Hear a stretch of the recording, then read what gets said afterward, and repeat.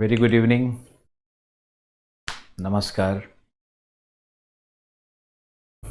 Uh,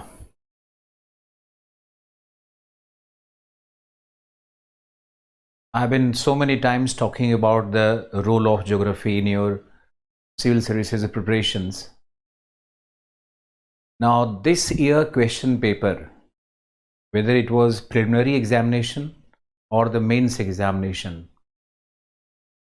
the role of geography has been highly manifest, and it has enormously affected the entire question pattern, and it has been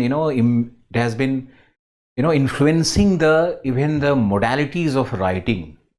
Every question seems to have some fragrance of geography and environment. That is all I could feel. None of the question in mains, whether it was paper 1 or paper 3, geography plays great role in paper 3 as well. I will take up some 9-10 questions from paper 3 also, where 70 to 80% writing will be geographical. And when we talk about paper 1, a minimum of 11 questions are from geography syllabus. I don't know how you define your geography, but as an optional teacher, I define my geography as encompassing subject, a subject which has amalgamated all the science and the arts, a subject which is the interface of physical sciences and human sciences, a subject which synthesizes sociology to anthropology to political science to physics, chemistry, biology, environmental sciences, and economics. So geography is a subject which is master of none but jack of all. And whenever I have to talk about geography, I feel that inner delight of expressing myself profusely and more ecstatically when I could see that there are so many questions from geography and the domain of geography. So students need to understand, you need to understand the domain of geography first. Geography is not a limited subject to the study of mountains, to the study of rivers, to the study of mines and minerals. It is a study of human population, the socio-cultural, socio-economic aspects of the human existence. It is the study of the environment. It is the study of how we humans influence our environment and how environment in turn influence the human being. So this subject is about the reciprocal relationship between the man and his environment. Whenever I take my first class on geography, I keep on telling my students that geography shall not be limited to the physical part alone or the mapping part alone. The dimension of geography is, as I said, immense, enormous. Now, when we look at the syllabus of geography optional, I will stand justified. If you look at the syllabus of geography, it has biogeography, environmental geography, contemporary issues. It has topics like climate, it has topics, the India physical to economics to whatnot, trade, transport, agriculture, and so many things, geopolitics, political geography to social geography to demography to population to settlement. Oh my God. Actually, geography incorporates most of the disciplines which are taught at research level. But geography is not a subject of research level. Geography is one subject which will steal something, steal the goodness, steal the substance of all the bigger, larger subjects and then amalgamate them, synthesize them into its own shape. So when you understand geography in its entirety, and when you understand the entire nature and scope of geography, then you will be able to understand my analysis much better than the others. So don't have a prejudice, don't have these prefix ideas about geography. I request, geography is going to be a subject which is, as I said, master of none but jack of all. So let's begin with the 2021-22 mains paper. The purpose of coming today, coming before you is the explanation on some of the questions. I will begin with 3 questions first, which are, which have been asked from the physical geography. Like I said, geography will have different domains, different compartmentalizations. So we have physical geography and physical geography of the world. So I could see that there are 3 questions which have been drawn from the world geography. There are 3 questions from the world geography in paper 1. And I will start with the physical geography, and then I will move over to the Indian geography, and then to the agriculture, and maybe some certain topics on social geography and certain topics on environmental geography. And I hope we will stay till the session ends. So, taking the first question of 2021, I'm getting a lot of your wishes. That's all okay. Starting with this question. This was in paper 1. I haven't written the entire question because itna kaun likhta hai, but the crux of the question, the substance of the question, the pith and substance is here.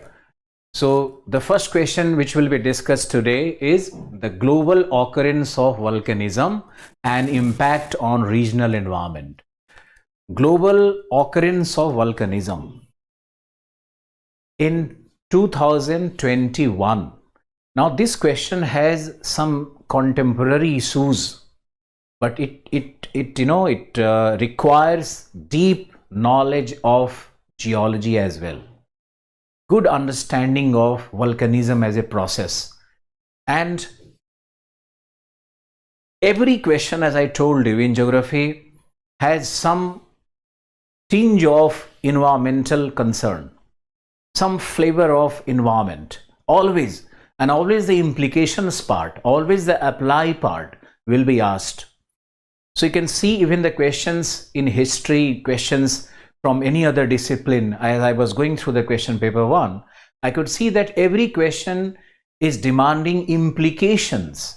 And so many times this term has come, implications, in so many questions. So the applied part of the concepts have become more important than the factual part.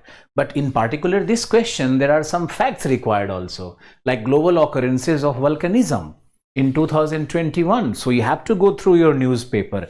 You have to really aware that where all volcanism have taken place. And in my classes, I have already explained you the causes of volcanism and how the plate moves and how the plate collides and how the hotter spots are there. Even hotter spot volcanism I have taken up in my classes. Okay. So now, if, as I remember, in 2021, we have one volcanism at New Papua Guinea. New Papua Guinea is the collision point of the Pacific plate and the Eurasian plate. And New Papua Guinea is an example of the island arc ocean collision. So New Papua Guinea had a volcanic eruption. Then second eruption was in Himalayan. Third eruption was in Spain. Fourth was in Congo. So there are so many places which witnessed a volcanic eruption. So the first part of question is demanding global occurrences of volcanism. Now don't write just examples.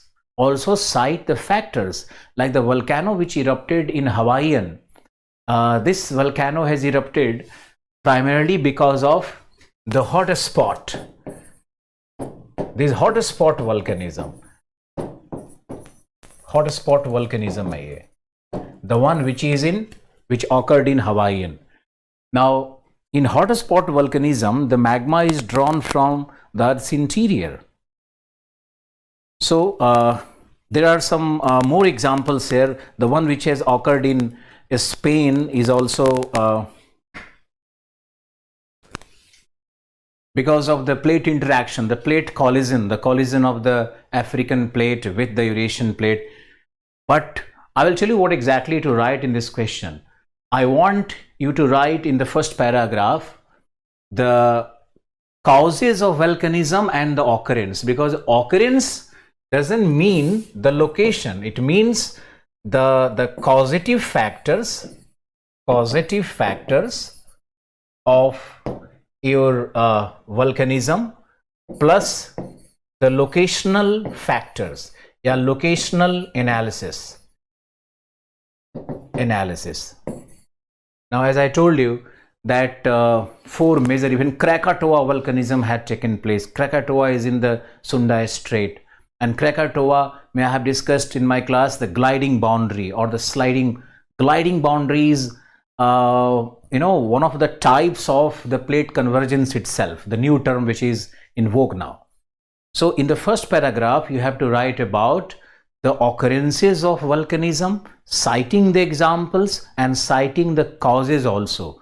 So that will take almost 75 words, meaning you need here around 10 lines. Because global occurrence you cannot simply write the example and move. You will not fetch marks. Now the second part is impact on regional environment. Regional environment meaning local environment. Regional meaning islandic size, maybe subcontinental size. Global environment नहीं लिखा है, regional environment लिखा है. Now how this volcanism affect the regional climate or the regional environment? Environment, when we say, it becomes a much bigger term. Climate, when we say, it is only a limited term, because when we talk about climate, it talks about certain elements of climate like the rainfall, how it is going to influence the rainfall, how it is going to influence the temperature, how it is going to influence the cloudiness of that area, albedo of that area. So it's a limited term. Now the question is demanding environment. Now when we talk about environment, it includes both the biotic and the abiotic components. Here lies the magic in this question. Now when we talk about environment, you have to talk about the influence of these volcanic eruptions over the abiotic factors of the environment and the biotic factors of the environment. So when we talk about abiotic factor, we have to incorporate here the influence on the climate. Like when volcanic eruption comes, you have the changes in the atmospheric composition. We have more of SO2, and SO2 will have the sulfuric gases and the sulfatic aerosols. When they are more present in the environment, they increase the rate of cooling, because all these sulfates are acting as freezing nuclei. So the rate of condensation will be high. So you will have more cloudiness and it will have cooling effect. So that could be one. I mean, this topic is so huge, impact of volcanism on regional environment, but you have to incorporate. So one of the points could be the cooling effect. And second will be the release of CO2, the greenhouse gas, and the water vapor. When volcanic eruption takes place, 60% of the gases could be water vapor, and water vapor is the most potent gas. It is even worse than CO2. So CO2 in combination with water vapor, so greenhouse effect and warming. Now these two things are contradictory. One I'm saying is global warming, so it will have regional warming, not global warming, regional warming. And then I'm saying it will have cooling effect also. Now I can tell you that first it will have the warming impact, and then gradually when the CO2 and the other gases are mixed with the normal tropospheric air, then the cooling effect comes, because aerosols are going to stay for longer duration in the atmosphere, in the troposphere. The Krakatoa eruption, which took place in 1888, the aerosols are still hanging all around, creating that cooling effect. And whenever the volcanic eruption takes place, you will have little ice age. Little ice age aa jata hai. So you have to talk about the influence on the climate first, and then you have to talk about how it will impact the geohydrology. So when the volcanoes are erupting, they impact the groundwater level, and they can modify the slope, the surface, the geomorphic features. So they will have multifarious impact. So talk about all this impact on the physical environment and the impact on the geohydrology. Then in the last paragraph, you have to talk about how it is going to influence the biodiversity, how it is going to influence the crop or the vegetation or the life forms. So when a volcanic eruption takes place, the soil, the natural soil can be buried under the volcanic lava, and it is all destructive. The larger implication, the futuristic implication could be that on the same lava, new soil can be born. But for now, for the next 100, 500 years, probably, or even 1,000 years, the soil of that area will be totally destroyed. The human life can be disturbed. So talk about even the vegetation can be buried. And when you have the temperature change in that, local areas, the new forms of bacteria, virus, biodiversity changes, new kind of adaptive radiation for the plants and the and the animals, it all happens. So go with very broad perspective, and you have to talk about those examples also. In New Papua Guinea, the forest fire, the biodiversity losses, the changes in geohydrology, and when we talk about the Krakatoa volcanism, the tsunami and the influence of tsunami, how it impacts the coastal environment. So this topic could be too large and too huge. I hope you understand the scheme of things. Now, even when the volcanic eruption takes place, it will have large impact on the human life as well. Something like the respiratory system morbidity. There was an article I was going through. Respiratory system morbidity. So even this factor can be incorporated here, other than your aerosol pollution and the volcanic smog, the influence on crop and soil. You can also talk about the volcanic smog here. The volcanic smog. Smog meaning smoke plus the fog. You can see the volcanic smog in those areas, and when volcanic smog comes, it disrupts the common life. So right from the respiratory morbidity to the volcanic smog, you can write so many paragraphs, but you have to organize this answer in a definite way. So starting with the new occurrences of volcanism, there you have to write the causative factors also, the locational factor also. Then in the second paragraph, you talk about the influence on local environment or the regional environment. Divide the environment into two parts: A, the biotic environment, and the abiotic environment. In the abiotic environment, you will talk about the climate, the weather conditions, changing weather conditions, the influence on geohydrology, the influence on the geomorphic structure, the tsunami, etc. And then in the biotic environment, as I told you, you have to talk about the influence on the crop, the human, the soil, and rest of it. You can give the case study of, as I told you, one of the New Papua Guinea.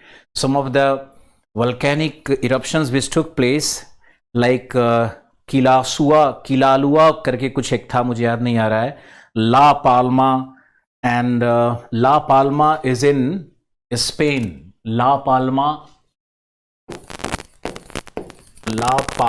eruption था Spain में.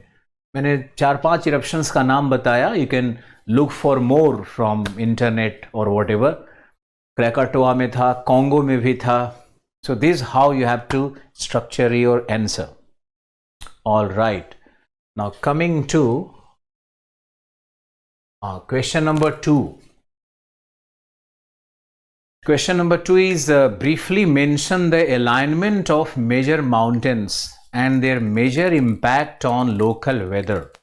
Again, the impact on local weather. Again, the question is demanding the knowledge of physical geology, at the same time its impact on the local weather. I told you, already I told you that even if there is a question from physical geography, the question is demanding your knowledge on environments. Every question carries that environmental concern. I don't know how people are trying to differentiate between geography and environment. It's so pathetic. and how they feel that, I don't know how they feel that environment is a separate subject. Environment is an integral part of geography. And even if we learn volcanism, we have to learn the impact on environment. Even if we study crop, we have to learn the impact on environment. So even Green Revolution with reference to the socio-economic implication, with environmental, ecological implications. So nature of geography is the study of environment, and man. So even if you are writing your optionals, every question will have some environmental concern. ये question में भी देखो, even in this question you have concern about the, and there is a small tail, एक छोटा सा question का tag लगा ही दिया है, measure impact on local weather. Briefly mention the alignment of major mountains, their major impact on local weather. All right, what is the meaning of alignment? Alignment of the major mountains. So when we talk about major mountains, we are essentially talking about the tertiary fold mountains. They are the major mountains. The major mountain chains are the alpine folding and the young fold mountains. I can name them. You have learned, I have taught in the GS class also, that young fold mountains are the Himalayas, the Atlas, the Alps, the Carpathians in the same sequence. And then you have other mountains like what all? The Rockies, the Andes. So they are called the major mountains. Now you have to talk about the alignment of the mountain. So why can't you draw a world map and show all these major mountains, showing their alignment? Alignment meaning how they are extending from north to south, the Rockies and Andes, and how they are extending from east to west, the Himalayan Alps region. So you have two major alignments. तो ही major alignment है. Now here in this case, we should not consider Ural mountain or the small mountain ranges like Drakensberg in Africa and the small eastern highlands of Brazil and the Scandinavian mountains. No. We don't consider them as major mountains. Key term को पढ़ना समझना बहुत जरूरी होता है. तो key term is the Rockies, Andes, the Alps, Himalayas region. These are the major, and these are the major alignments also. So draw a map, show the alignment, then mention the alignment of major mountain. तो दो alignment तुमको बताना है. One is the north-south alignment of the Rockies and Andes. और बीच में central part में you have Sierra Madre mountains in Mexico and Central America. So the Rockies, the Sierra Madre, and then you have the third one is the Andes mountain. So this is the north to south alignment. Now let's understand how this north to south alignment is going to affect the local weather system, the regional weather system, not the global weather system. So you need to understand that how these mountains are influencing the wind system. So you have trade winds. So we can divide clearly that we have the trade belt, we have the westerlies belt, we have the polar easterlies belt. All right, and the alignment of the mountain is north to south. Now, right from let's talk about the role of alignment of Rockies over the weather conditions, local weather condition. So right from Alaska to California, Alaska to Canadian states, to Victoria, to your Oregon, Seattle wala pura part, Washington state, this entire stretch is under the influence of westerlies. So because of the alignment of this mountain, the western part will have heavy orographic rainfall caused by the westerlies. That is what you have to write. Now on the leeward side, meaning the eastern part of Rockies, you will have the rain shadow effect, and there you have the hot winds blowing, something like you must have heard of Chinook. Chinook is called the ice eater, the snow eater. And I remember in my class I have mentioned that these snow eaters will expose the grasslands because of the melting of the ice. The grasslands will be exposed, and it helps in, the pastoral agriculture. So this wind is celebrated all across the Chinook. So this is how you have to build upon this answer. Now you can come down, and along that Californian part, you have, or little south of California, you have the trade belt, and the winds are offshore. So in that part, you will have the desertification. Desertification वहाँ पे हो रहा है. The mountains have become a barrier for the oceanic wind to come, and the oceanic winds cannot enter that zone. So you have the Sonoran and Mojave deserts. So another influence. So similarly, if you go to Andes, having the same alignment, they also have north to south alignment. Now here you have एक चीज miss हो गया. The Sierra Madre mountain of the Central America, it will stop the trade winds coming from east. So the eastern part of these mountains will have heavy rainfall, more than 150. And all these Sierra Madre region will have almost a tropical rainforest climate. This influence of the orography over the, I remember in precipitation also I talked about the orographic rainfall and the rain shadow effect, etc. So you can bring the discussion from that part. And then you can talk about, in the southern part, you have the Andes mountain. So that Patagonia desert is because of the rain shadow effect, even though it is part of the Westerlies. Westerlies mein hai. Chile will have heavy rainfall, but Patagonia is a desert because of the rain shadow effect. That is what the alignment will do. Now, all I can tell you that in tropical conditions, if mountains are having alignment from north to south, they are going to cause thunderstorms, upliftment of air, cumulonimbus clouds, if their location is towards the eastern margin. And if their location is towards the western margin, they are going to create what? The rain shadow effect and the drier effect, the desiccating effect, and you will have the desertification in that area. So this was about the north to south alignment. That should be your first paragraph. Now in this particular question, don't try to differentiate the first part is mention of alignment and then second part is local weather. No, likh raha hai and their major impact on. So we can talk about the north to south alignment of the Rockies, Andes and Sierra Madre and the climatic influence, the regional influence on the climate and weather. And then you can talk about the east and west alignment. So let's talk about now the east and west alignment, how they influence the weather. So east and west alignment is right from your Himalayas to the Iranian mountains, Taurus mountains, Zagros mountains, to the Carpathians, to the Alps, the Dinaric Alps, to the mountains in the Spain. There is an entire crescent-shaped area. There is east to west alignment. Now, briefly, I should tell you that the role of Himalayas in the monsoon climate and the weather conditions which are there. Then role of Himalayas in dividing the subtropical jet stream in two parts and bringing the same jet stream is bringing the western disturbances like we are witnessing these days. The western disturbances. So Himalaya plays immense role in the local weather condition and climate, especially the monsoon climate, and stopping the southwest monsoon. And there are so many theories, there are so many discussions here. But talk about Himalayas and its role on monsoon. Talk about Himalayas and role on the role in the western disturbances.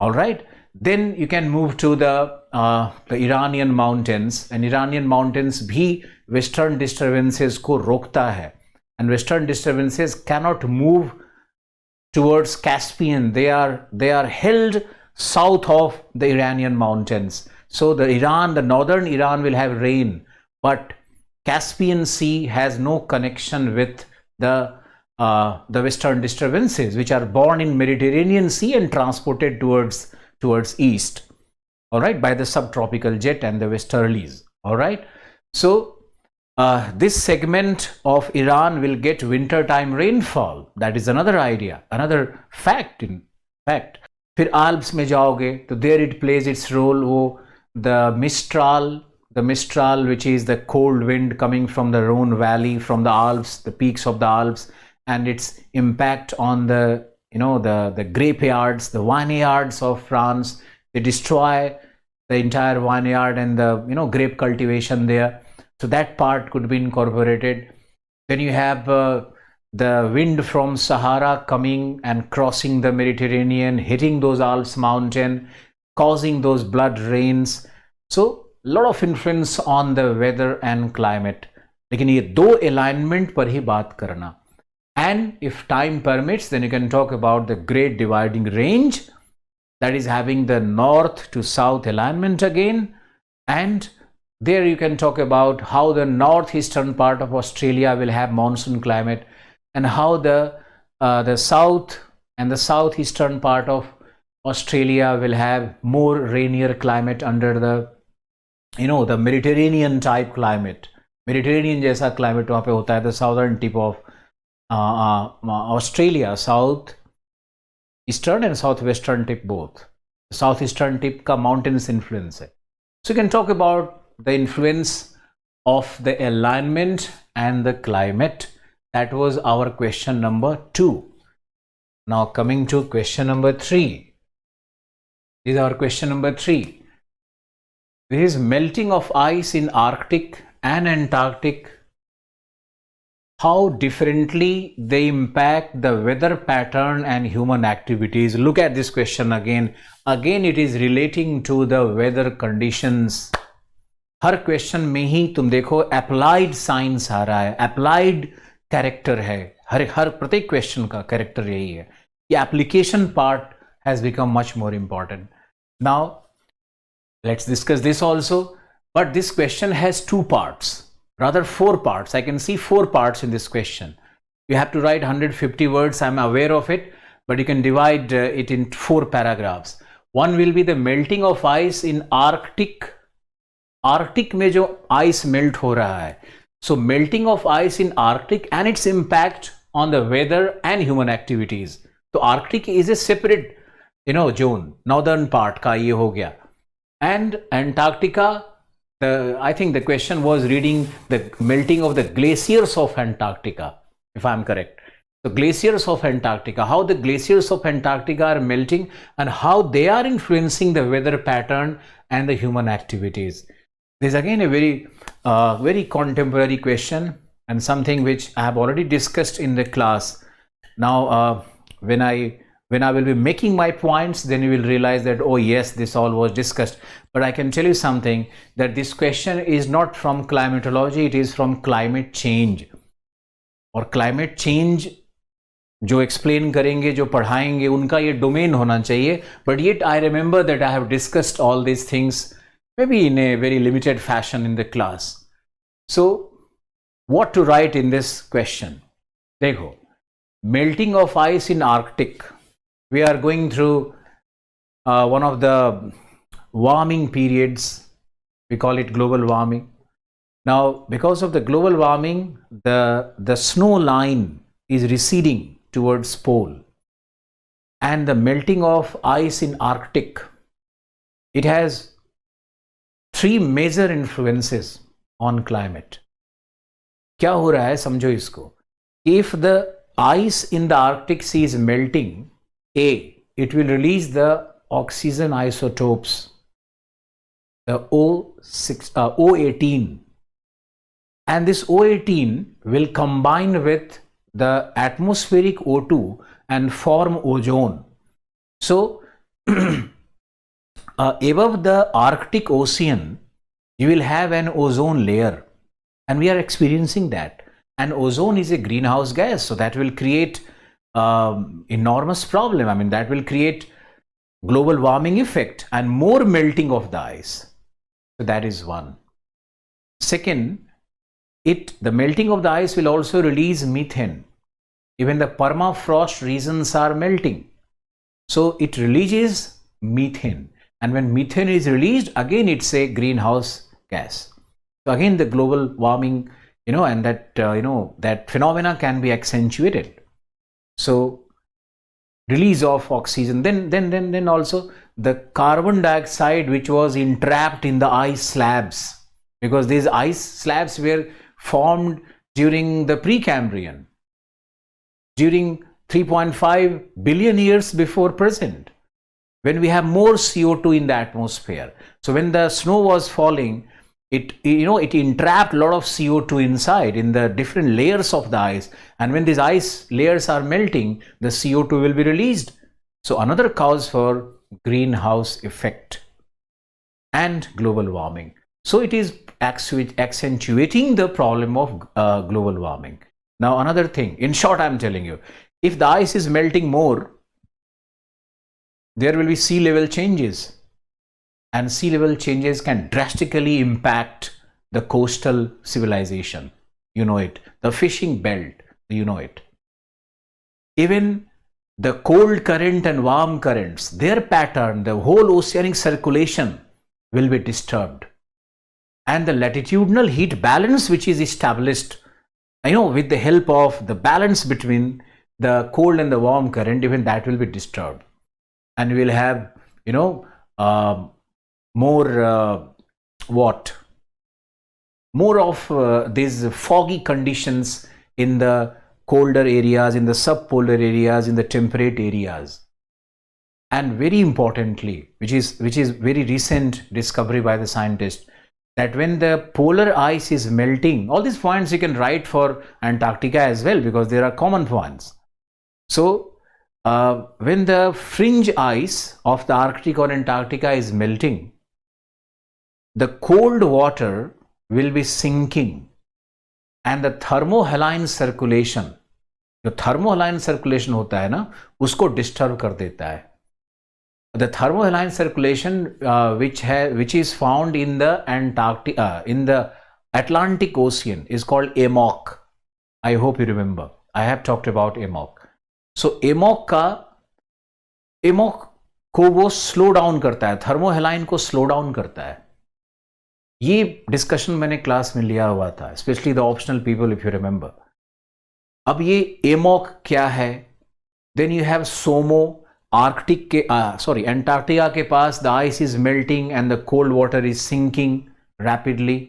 वो सोमो है, SOMO. Overturning water हो रहा है वहां पे, थर्मोहेलाइन बन रहा है. सोमो भी थर्मोहेलाइन का ही पार्ट है. तो एमोक है, सोमो है. Alright. So over the weather pattern, it will have great influence, the melting of the ice. Now, what happens sometime that when you have the cold water approaching the warmer ocean, ध्यान से सुनना, approaching the warmer ocean, it also transports the cold air mass towards the lower latitude.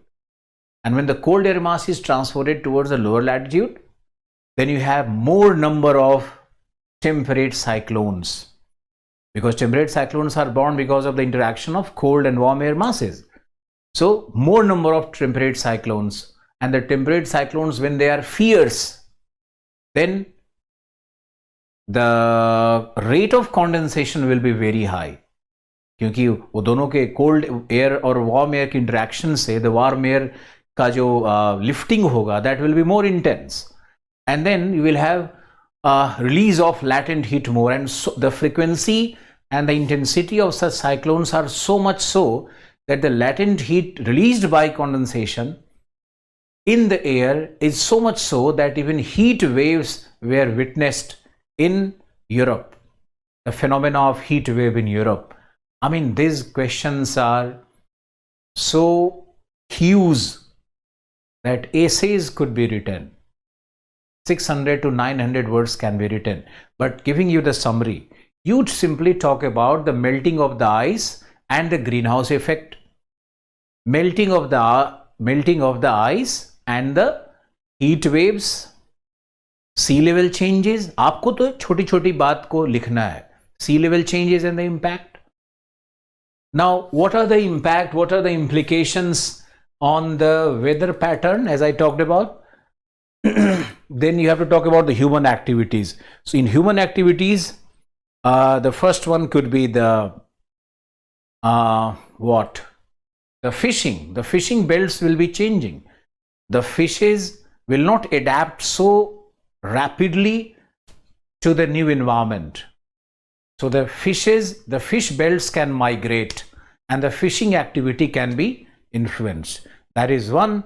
Then second, you can have the coastal influence on the coastal climate, the flooding along the coastal areas.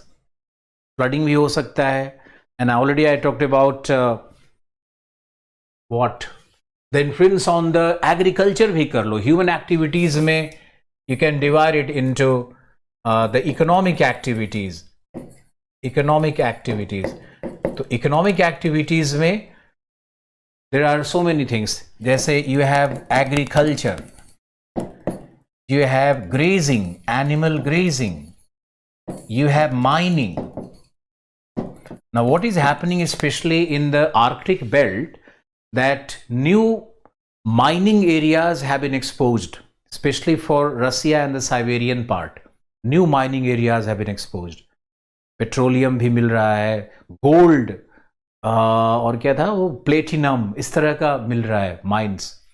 Then grazing areas, you will be wondered to see that the parts of Iceland and Greenland has such melting that even the green pasture lands have been exposed, and even production of rye, oat, potatoes have increased from Greenland.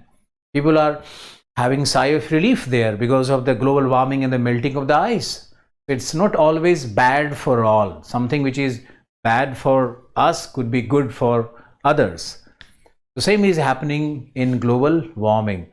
So you have to talk about the human activities. Influence क्या हो रहा है human activities में? तो agriculture, grazing, mining, and then I told you fishing. Then you have human habitation. How it is influencing the human habitation, meaning the coastal drowning हो रहा है, और the threat perception to the one of the largest cities of the world, ये भी हो सकता है because of the melting in the Arctic. And so this question is actually very contemporary and based on the newspaper analysis as well. जो amok और सोमो वाली बात है वो जरूर incorporate करना है, because this question I think has been inspired from the AMOC and SOMO investigations which were taking place. मैंने ये भी बताया था कि how Indian Ocean में heating is more, so the AMOC effect will be less. So this was our question number 3. Now these 3 questions have been drawn from the what? From your physical geography, and there are many more questions. Differentiate the causes of landslides in Himalayas and Western Ghats. Differentiate the causes of landslides. मैंने कितना clearly पढ़ाया है to my GS students also. In landslide, क्या causes होगा? One side you have Himalayas, the other side you have Western Ghats. Now, the causes will be A, lithological causes. Lithology, how the lithology of Himalayas are different from the Western Ghats. We call it lithological causes. Now first paragraph will be the difference in the lithology. The Himalayas, especially the Shivalik and the lesser Himalayas, are made of sedimentary rocks. They are conglomerates. But the Western Ghats are made of the Chernokites, the granitic gneiss rocks. So the rock system in Western Ghats are much stronger than the Himalayas. So Himalayas will have more like slumping of the soil, the mud flow, but in Western Ghats you will have tumbling of the large blocks. This is the fundamental difference. Another difference will be in terms of the slope and relief. So Himalayan slopes are, convex, but the Western Ghat slopes, especially the western part, are escarp-like or vertical slopes. So there is a difference in the slope, which causes also the difference in the nature of landslides. So we'll talk about lithology. Then second paragraph will be about the hydrology. What are the hydrological factors behind landslides in Himalayas and Western Ghats? So in Himalayas, you have heavy rainfall, 100 centimeter rainfall. Eastern Himalayas will have 250 rainfall. The Uttarakhand Himalayas, the Kumayu Himalayas will also have 250 rainfall. So the Assam Himalayas, Uttarakhand Himalayas are most prone to landslides because of the heavy rainfall. But Western Ghats, the crest of the Western Ghats are having 100 centimeter rainfall. Maybe the coastal plain and the foothills of Western Ghats are having 200 plus rainfall, 200, 300 rainfall. But the crest of the Western Ghats are drawn by 100 centimeter ISO height. You can read NCERT for all these facts.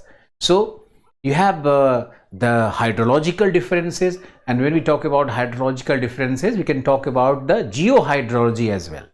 The Himalayan rocks are more porous, and during the rainy season, the water table is very high.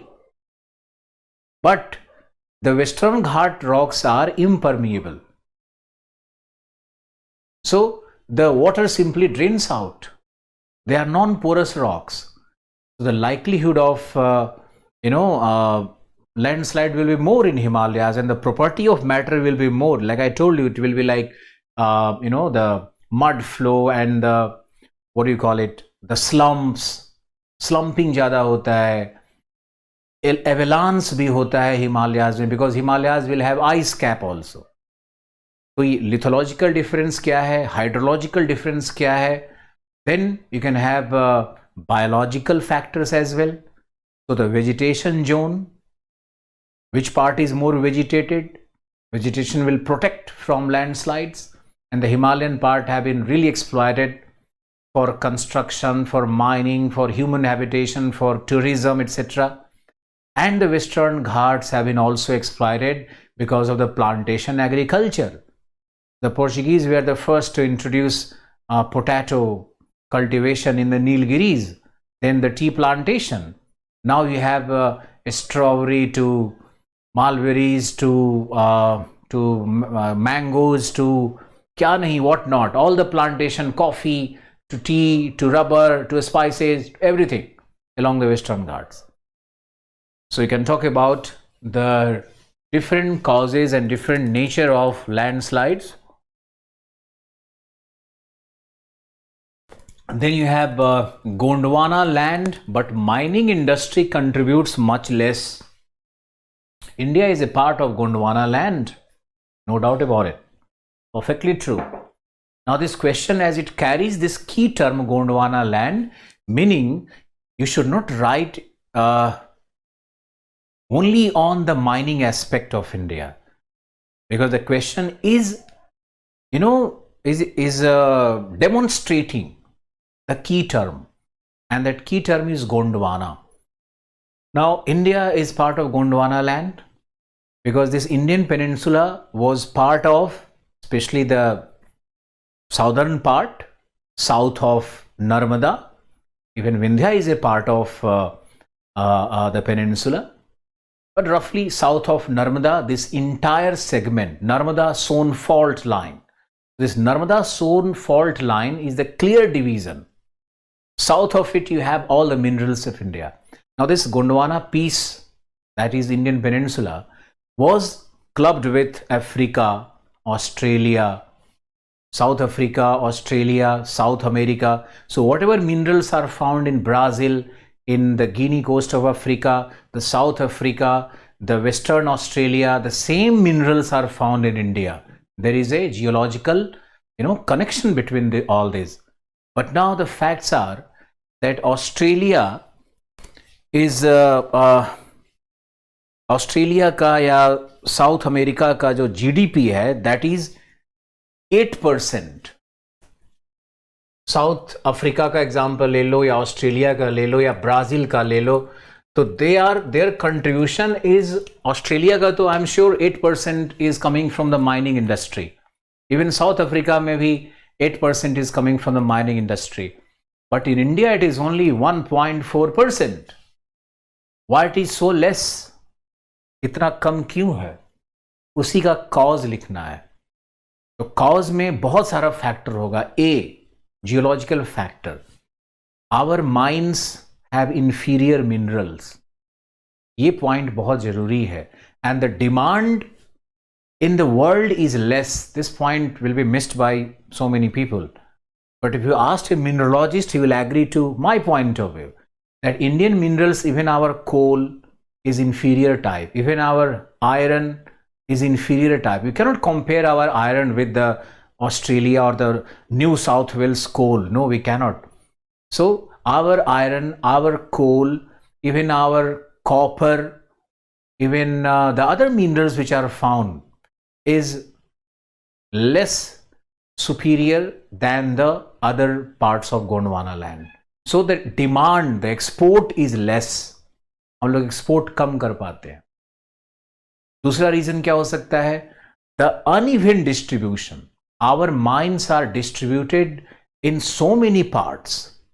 One mine is in Jharkhand, another is in Chhattisgarh, then you have Raniganj, West Bengal to Odisha to Goa to Karnataka to Tamil Nadu. ये पूरा distributed है over large area. The concentration of the minerals are not in a particular region. Chotanagpur Plateau is called the mineral house of India. The mineral wealth is good, but still you will find that most of the mining areas are spatially मतलब regionally segregated. सब अलग अलग बटा हुआ है.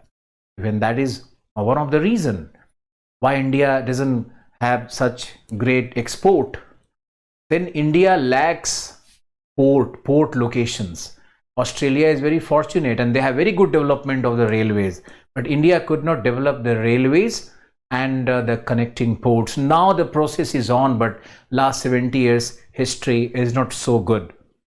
Then we have the red tapeism and the mining laws, the lease का जो laws होता है mining, most of the public sector undertakings are doing. ये भी लिखना है तुमको. red tapeism भी लिखना है. The lease, जो mining lease का laws है वो सब बहुत ही complex है, very difficult. बाकी जगह पे first come first serve basis पे mines मिलता है. If you go to Australia, the policy is first come first serve. Mining करो, निकालो, बेचो, earn the wealth for the country. India में it is all under government control, and the PSU are mostly responsible. Privatization नहीं हुआ है mines का बहुत ज़्यादा. तो public sector undertaking का भी तो रोल होगा ना इसमें. Infrastructure का रोल होगा. As I told you, bureaucratic bottlenecks and the redundant laws. We have to get rid of the redundant laws.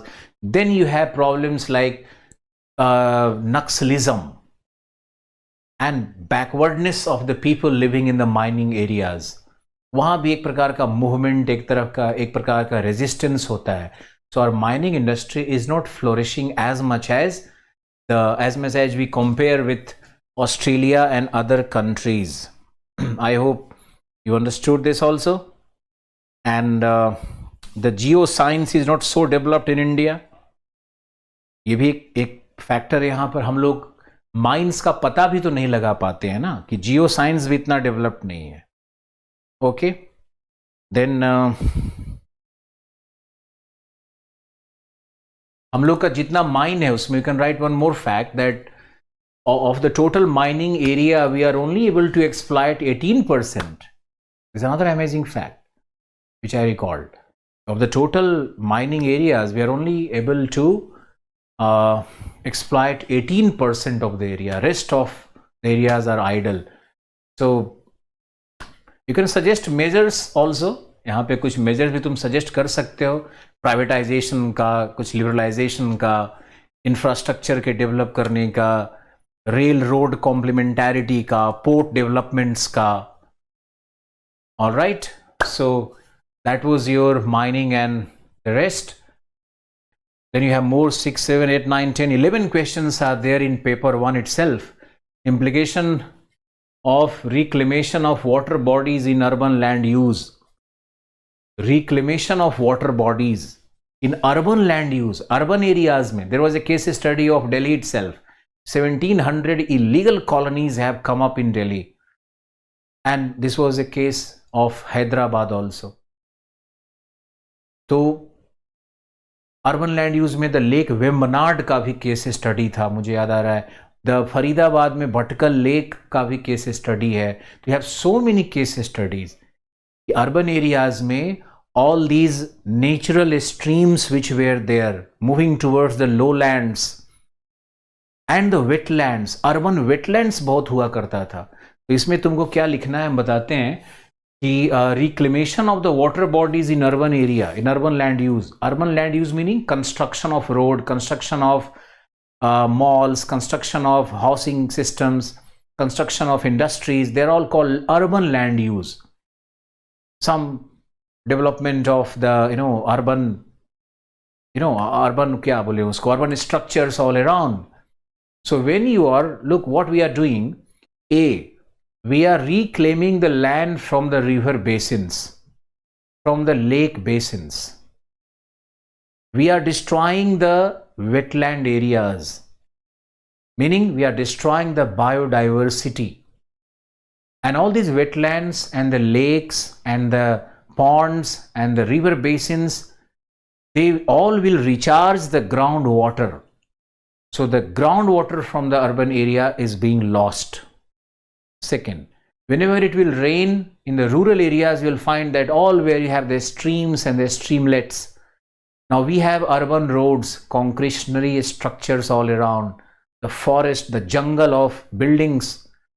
So all these streams have been lost naturally because of the urban land use. So there is no recharging of the underground water. In fact, we are polluting toxicating the underground water. That is one of the major implications. Then the wetland areas of the large urban settlements have been lost. Wetland ही खत्म हो गया है.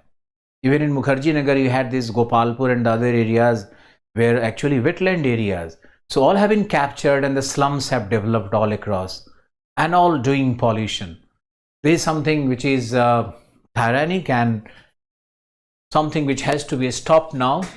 Implications में तो you can talk about implications में क्या होगा. Ground water का loss हो गया. Then toxification of the groundwater. Then land pollution हो रहा है. Or the streams and streamlets have been lost. Wetland have been lost, meaning the biodiversity, the vegetated areas have been lost.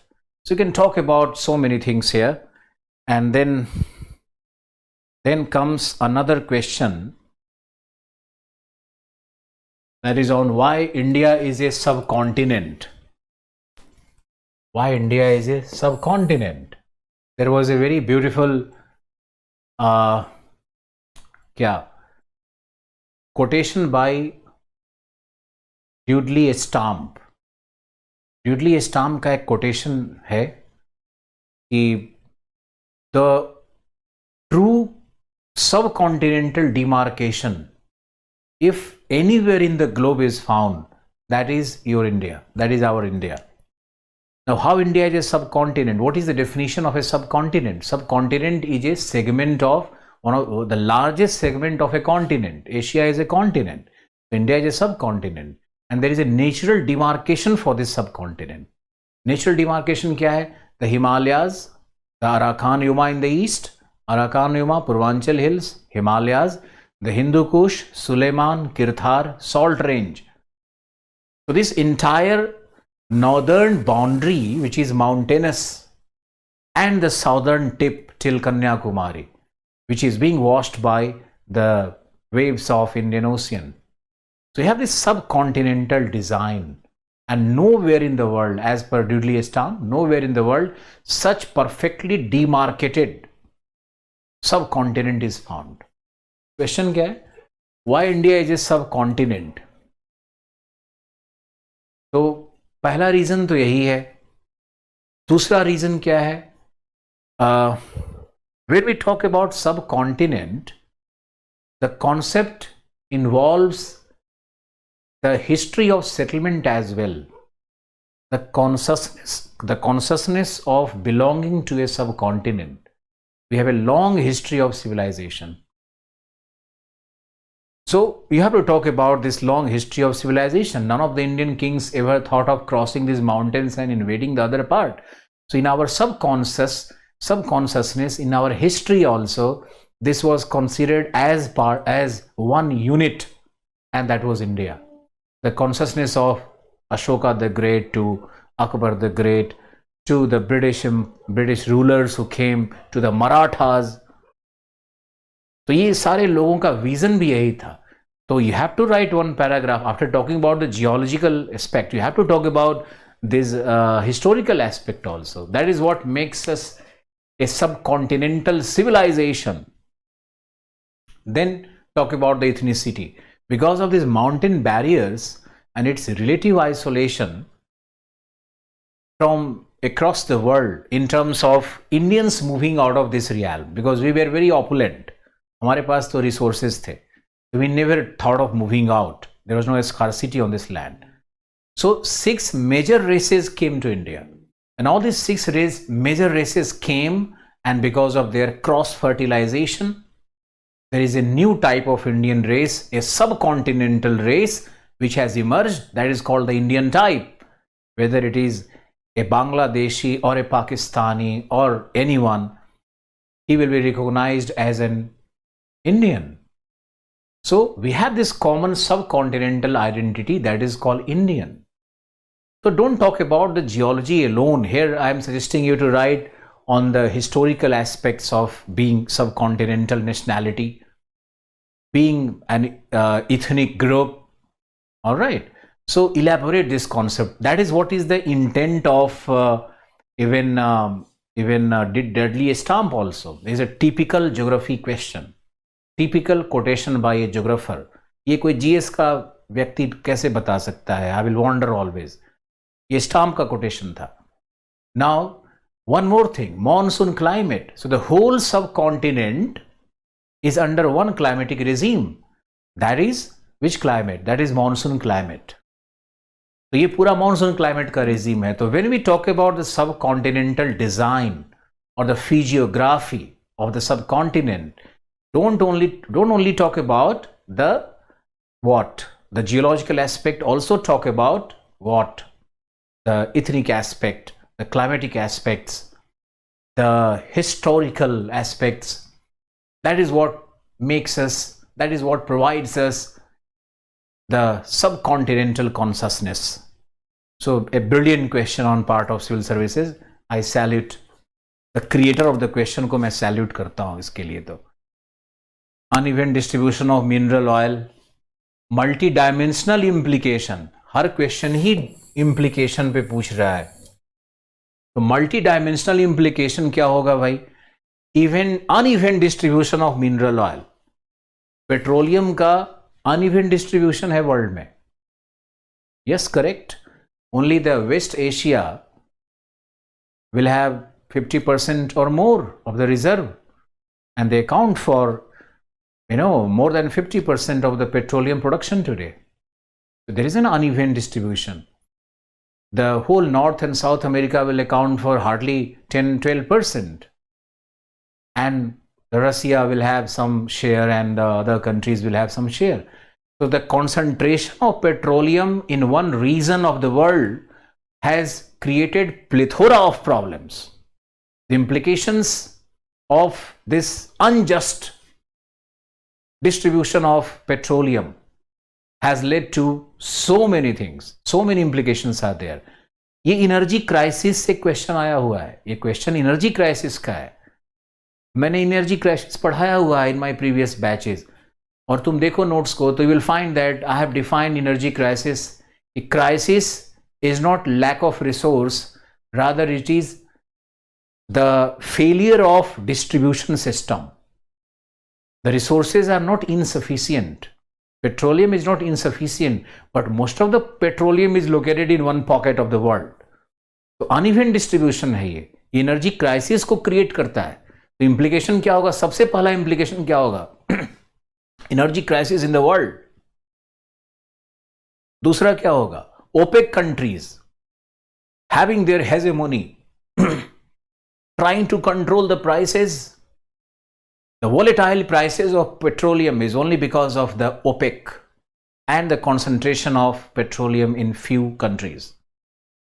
Kya tha? If you go by geology, this entire West Asia, the Caspian to even the Black Sea coast to the Persian Gulf, part of Mediterranean, this was all part of a geosyncline. This was called Tathian geosyncline. So in this belt, most of the petroleum is located. Now this concentration of petroleum in one pocket has led to a geopolitical implications. Geopolitical implications पे लिखो पहला paragraph will be on geopolitical implications. क्या होगा geopolitical implications? The war, the warfare, the whole world is hovering around that particular area. The whole world geopolitics has shifted over Indian Ocean because of the petroleum. All the war which are being waged, the West Asian crisis which came, the Israel, Iran, Israel, Iraq, क्या सब war जो होते रहता है, Arab, Israel, these all are the implications. So there is a geopolitical implication. Then you will have the social implication, economic implication. You can write it socio-economic implication. The poor countries are losing their wealth. The trade deficit is so high. The oil pool deficit is so high that countries like India or Bangladesh or Pakistan or other countries, the developing countries, they cannot make great expenditure on the social sector. वो education पे, health पे, adults pay, women pay, backward pay, tribes pay, their spending will be less because they have to spend more on. Another factor is the inflation. The petroleum price is high, inflation ऊपर, trade deficit हो रहा है. So talk about all these factors. So and say third will be environmental implication, ecological implication भी होगा. Ecological implication क्या होगा?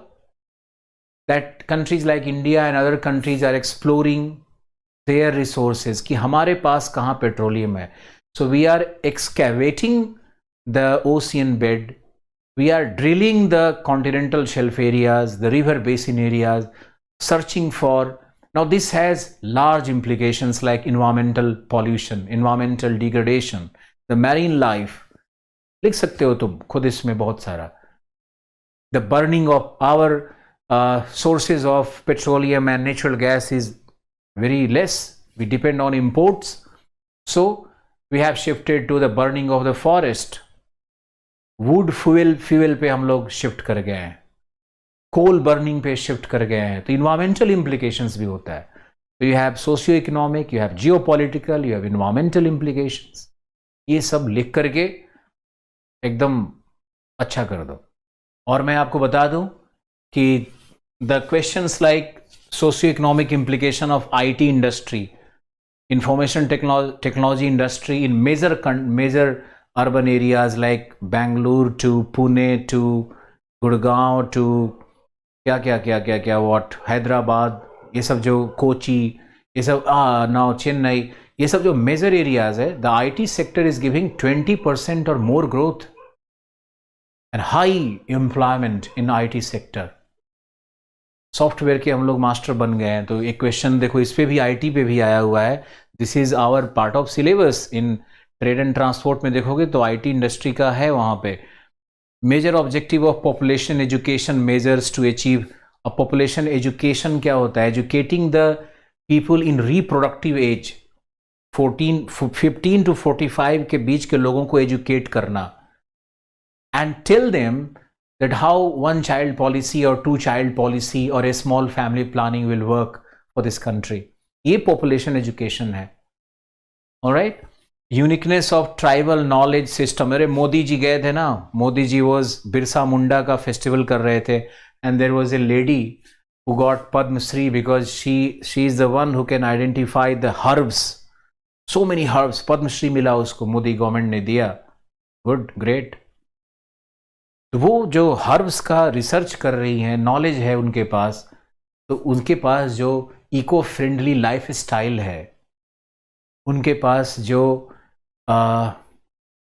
Eco habitat है, जो क्लीन इन्वायरमेंट है, जो क्लीन मेथड्स है, उनके कल्चर में जो सेटिस्फैक्शन है, जो ग्रीड नहीं है, जो नेचर को एक्सप्लॉइट नहीं करता है। मोदी जी का एक बार भाषण सुनोगे तो उसमें सारा इक्वेशन तो वहीं से ड्रॉ कर लिया है, समझ गए?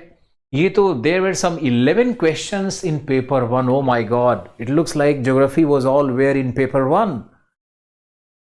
And in paper 3, I will not talk about paper 2. In paper 3, there was a question on land reform.